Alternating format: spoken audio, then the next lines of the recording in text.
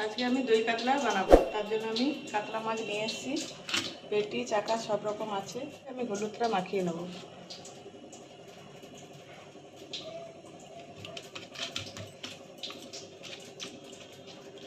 বানাতে কী কী মশলা লাগবে একবার দেখে নেব।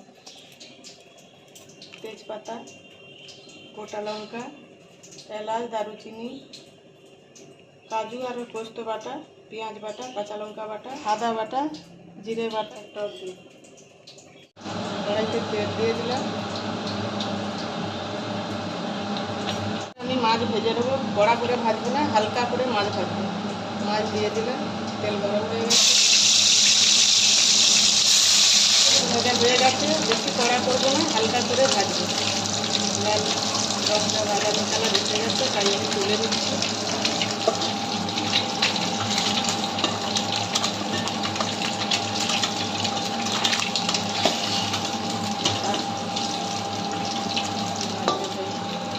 আমি শুকনো লঙ্কা দিয়ে দেবো,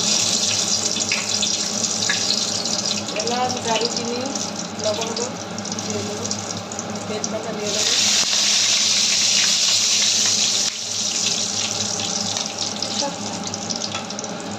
পেঁয়াজ বাটা দিয়ে দেবো।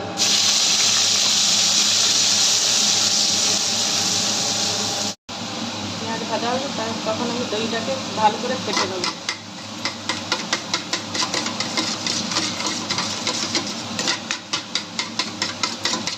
লঙ্কা বাটা দিয়ে দেবো, আদা বাটা দিয়ে দেবো, জিরে বাটা দিয়ে দেবো,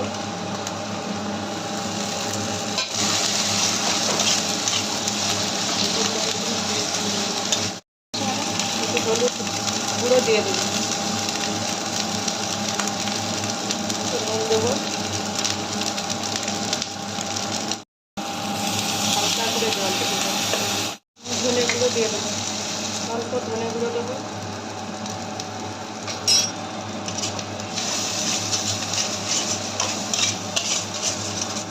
বাদাম পোস্ত বাটা দিয়ে দেবো, কাজু বাদাম আর পোস্ত বাটা, জল দেবো।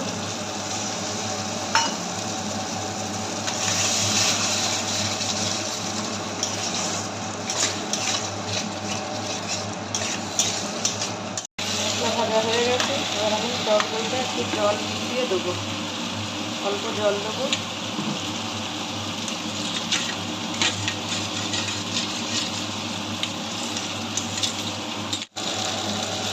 টক দইটা দিয়ে দেবো।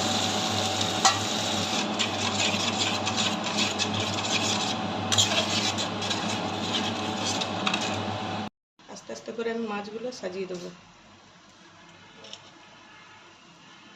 রুটি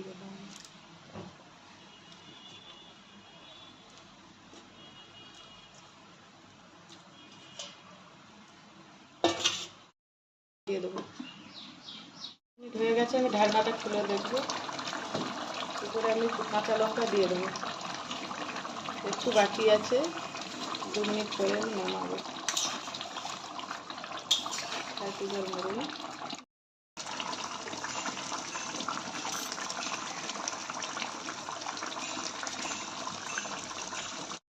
মিনিট আমি ঢাকা দিয়ে দেবো। দই কাতলা রান্না হয়ে গেছে, গ্যাস বন্ধ করে দেবো, ঢেলে নেবো।